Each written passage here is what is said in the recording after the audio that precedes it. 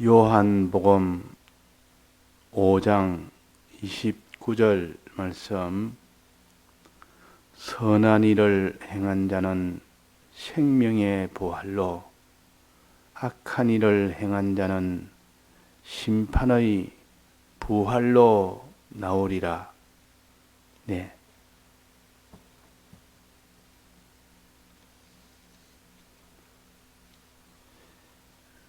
사람은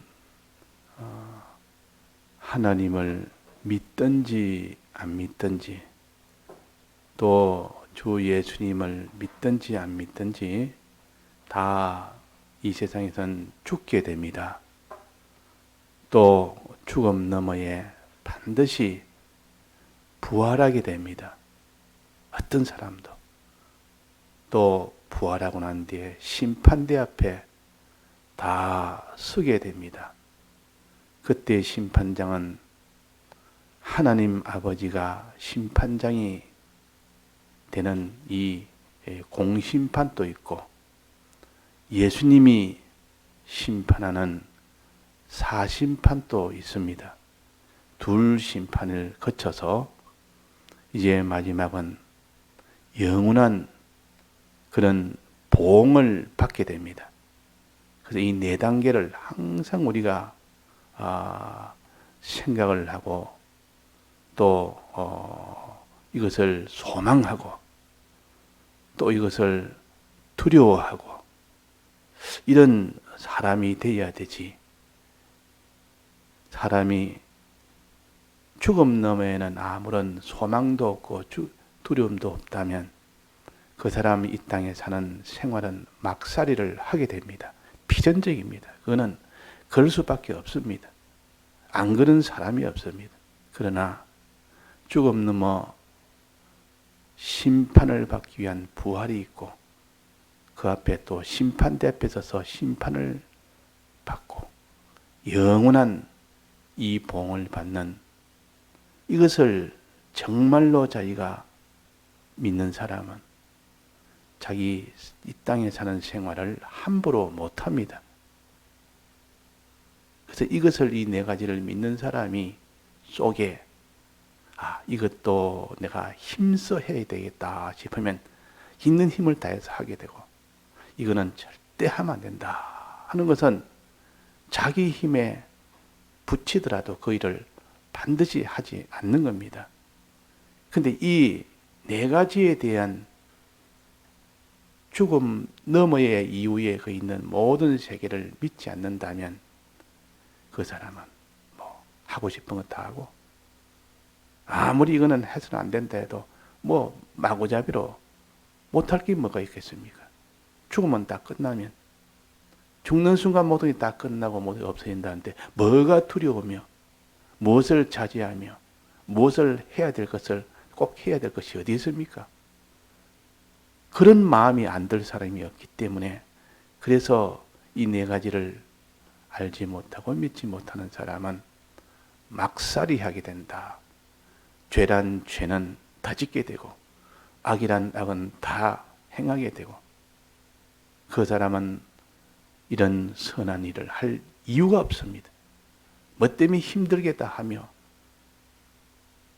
그 일을 위해서 전부를 기울일 필요가 없다 그 말이에요. 그러나 사람이 죽는다. 죽음 넘어 부활이 있다. 부활 넘어 하나님의 영원한 심판이 있다. 심판 넘어 영원한 보응이 있다 하는 이것을 아는 사람은 속에 소망이 넘치는 사람이 있고, 두려움이 넘치는 사람이 있고, 이거 둘 다 합쳐서 너무 두려우니까 이런 함부로 죄는 못 짓는 사람이 되고, 소망이 있으니까 있는 힘을 다해서 그 사람이 선한 행위를 하게 되고 어려운 행위를 하게 됩니다. 그러니까 우리가 죽음이라는 이것을 믿어야 됩니다. 사람이 죽는다는 것은 따지고 보면 다 알기는 알아도 느끼고는 살지 않는 사람이 많다. 그러면 살면서 내가 곧 죽으니까 어떻게 해야 될까? 이런 거 생각 안 하고 내가 오늘도 살고 내일도 살고 모레도 살고 계속 살아야 되니까 어떻게 살까? 그것을 생각하여 사는 일에만 주력을 합니다. 이것이 노아 때 홍수에 다 멸한 사람이 이런 사상을 가졌고 이런 생활을 가진 사람들이에요. 무엇을 먹을까 마실까, 무엇을 먹을까 무엇을 마실까, 무엇을 입을까, 전부 이 땅에 먹고 사는 일을 위해서 어떻게 사람이 죽으니까 어떻게 죽는 것을 준비할까 한 번도 생각을 안 합니다. 홍수에 멸하기까지 그랬습니다. 먹고 마시고 장가들고 시집갔다 그랬습니다. 먹고 마시고 사는 일에 주력했다고. 자, 우리가 사는 일에 주력을 하지 말란 뜻이 아니요. 사는 일을 우리가 신경을 쓰지 말란 뜻이 아니요. 사는 일에 신경을 쓰되 그것이 죽음과 연결되니까 죽음 준비를 함께 해라 그 말이에요. 죽음 준비를 함께 하면서 사는 일도 잘 되고 죽을 때도 준비가 다 됐기 때문에 참 그 온전하게 죽는 과정을 다 거치는 너가 되어야 되지. 죽는 과정은 아예 내몰라라고 사는 일에만 몰두하여 사는 이것이 먹고 마시고 장가들고 시집가는 노아의 때에 다 멸망받는 사람은 그렇게 살았고 노아는 그렇지 않았습니다. 노아 8식구는 반드시 홍수 심판이 오면 다 죽는다. 죽는 것을 준비를 한 겁니다. 그럼 사는 일은 준비 안 했습니까? 노하고 내나 농사도 짓고 내나 장가들고 시집가는 그 모든 자부들 3명 자부를 다 받고 그 자식 다 낳고 살았을 거 아닙니까? 나중에는 그 셋 아들로 인하여 많은 자손이 나지 않았습니까? 그러니까 이런 가정생활 어식주 생활이도 하면서 죽음을 준비하는 그 생활을 함께 한 겁니다. 방주를 함께 만드는 생활을 했다 그래요. 자, 그래서 우리가 다 직장 생활하고 사업 생활하고 또 공부 생활하고 또 자기들로 이런저런 어식주 생활하고 하더라도 노아가 홍수 준비한 것처럼 그 죽음 준비도 함께 해라. 이것 둘을 함께 하는 사람은 지혜 있는 자요. 자, 그 사람은 죽으니까 죽음 준비해야 된다고 죽음 준비를 함께 하는 사람이 참 지혜 있고 복된 사람입니다. 그 다음에는 죽음 넘어 뭐가 있습니까? 부활이 있습니다. 그때 말하는 부활은 죽은 자가 몸이 다시 부활하는 거고 죽은 자가 몸이 다시 부활합니다. 살아있는 자는 즉시 죽게 되고 곧 죽게 되고 또 죽은 몸이 부활하는 겁니다. 그때 부활은 예수님 구름 타고 오실 때 그때 부활하는 이 부활은 몸이 부활하는 겁니다. 왜 몸이 부활합니까? 몸이 부활해야 심판을 받기 위해서. 심판을 받으려면 죽은 자가 뻗어져 있는데 어떻게 심판을 받습니까? 무덤 속에 있는 걸 어떻게 그 심판을 받습니까? 무덤에서 일으켜서 하나님 앞에 나오게 해서 심판대 앞에 더 나오게 하려고 이제 부활을 시킵니다. 믿는 자든 안 믿는 자든 어떤 사람도 예외는 없습니다. 어떤 사람 예외 없이 다 하나님 앞에 심판대에 데려오기 위해서 부활을 시킵니다. 이때 부활은 누가 먼저 부활됩니까? 믿는 사람입니까? 안 믿는 사람입니까? 불신자입니까? 신자입니까? 신자부터 먼저 부활시킵니다. 믿고 죽어 무덤 속에 있는 자들이 먼저 부활합니다. 그 다음에는 믿고 아직 산 사람이 산 사람이 땅에서 죽음으로써 하나님의 그는 큰 마지막 환란으로 죽고 바로 부활합니다. 그 다음에 불신자는 언제 부활합니까? 언제 심판받기 위해서 살립니까? 한참 뒤, 그 뒤 한참 뒤.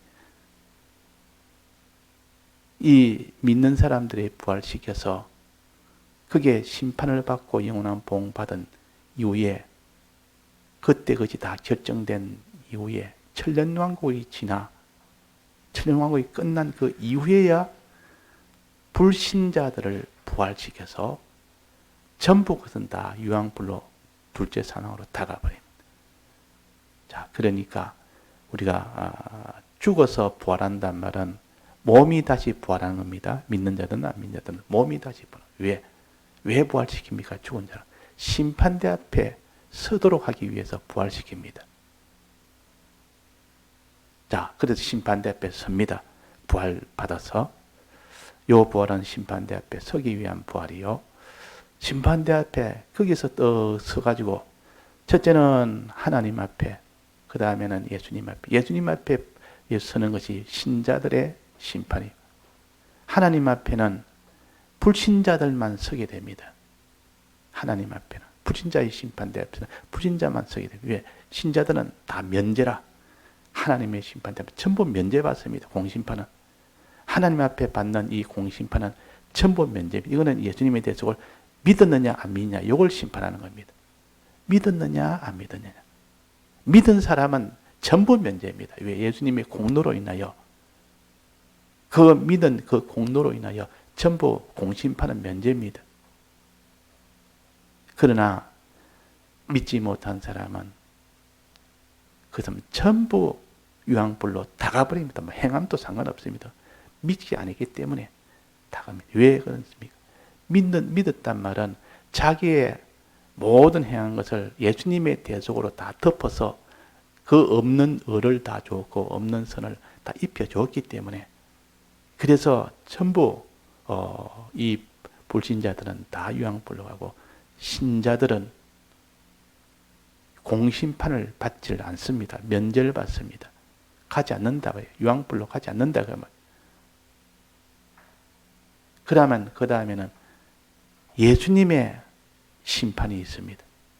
예수님의 심판은 공심판을 면제받은 이 신자들, 즉 택한 자들은 예수님의 대속을 반드시 믿게 되는데, 그러나 택함을 받지 않는 사람은 예수님의 대속을 반드시 믿지 못합니다. 아무리 믿으려도 안 됩니다. 아무리 믿으라고 해도 예수님의 대속을 도무지 자기는 안 믿어지니까 안 믿는 겁니다. 왜? 불택자니까. 불택자는 아무리 죽는 날까지 해도 못 믿습니다. 그러나 택자는 믿지 마라 해도 때가 되면 다 믿습니다. 자기가 믿겠다고 하는데, 그래도 형제 중에서도 가까운 사람 중에서도 야, 저 사람은 참 잘 믿겠다 싶다. 아무리 전해도 안 된다 말이에요. 마지막까지 해도 안 된다. 지금 또 만약에 죽기 전까지가 되는지 그거는 또 미정이기 때문에 단정을 못하지만 지금까지 봐서 안 되는데 마지막 죽기 전이라도 회개하고 오는 사람이 있으니까 저 사람이 택자인지 안 될지 모르지만 택자로 알고 마지막까지 그에게 복음을 전하는 겁니다. 근데 죽날까지도 믿지 않았다면 그는 불택자라는 증거예요. 안 믿어집니다. 그는 아무리 해도 안 믿어진단 말이에요. 그러나 택자는 잘나서가 아니라 아주 못난 자라도 예수님에 대해서 더 믿습니다. 지금 무슨 복인지. 그는 하나님의 영원한 택했기 때문에 세상으로는 못났는데도 예수님에 대해서 더 믿는다. 그 말. 하나님의 공심판은 이것을 가리는 겁니다. 하나님의 공심판은 택했느냐, 택함을 받지 못했느냐. 즉, 주님에 대해서 믿느냐, 안 믿느냐. 잘 믿느냐, 잘 못느냐, 그걸 말하는 거 아니에요. 한 번이라도 마음에 믿는 마음이 생겼다면 그는 택한 자라 그 말입니다. 그 뒤에 또 온갖 죄악 속에 살아도. 그래서 이것이 있고, 그 다음에는 택한 자의 심판이 있습니다. 즉 신자들의 심판은 예수님이 심판한 것 같아요. 그리스도가 심판합니다. 이걸 가르쳐서 그리스도의 심판대라 그러고, 그러다 사심판이라 그러고, 그거는 무엇을 심판하느냐? 예수를 믿기는 믿는데 그냥 이름으로는 믿는 이름은 있지만은 정말로 믿느냐? 이걸 믿어도 온전하게 믿지 못하나, 즉 행함이 있느냐 없느냐 그걸 보는 겁니다. 행함을 보는 겁니다. 선을 행하느냐, 악을 행하느냐. 요에 따라서 믿는 자는 심판합니다. 요걸 사심판이라, 그리스도의 심판이라. 자, 믿었으면 그 믿음이 행하기까지, 선을 행하기까지 믿느냐, 또 믿기는 믿는다, 악을 행하느냐, 행함에 따라서 심판하는 것이 요 사심판이요, 그리스도의 심판입니다.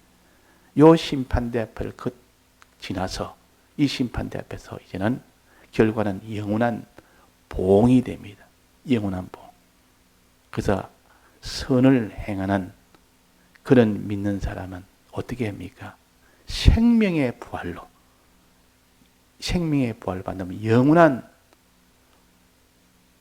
생명을 얻는 이 보응을 받는다 그 말이에요.